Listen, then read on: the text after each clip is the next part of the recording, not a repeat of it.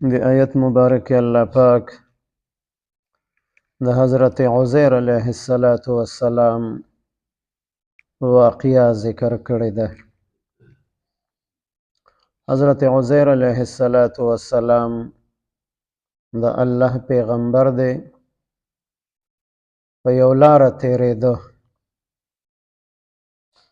بیت المقدس چې کوم ځای کې واقع دی، مسجد اقصی، په دې باندې هغه کافر بادشاه حمله کړې وه چې کوم ته بخت نصر په نوم باندې هغه یادیږي، چې هغه هم په ټوله دنیا باندې بادشاهي کړې وه. په بیت المقدس باندې حمله کړې وه. د یهودو علما هغه قتل کړي وو، تورات کتاب یې ځان سره وړی و، او دا ټول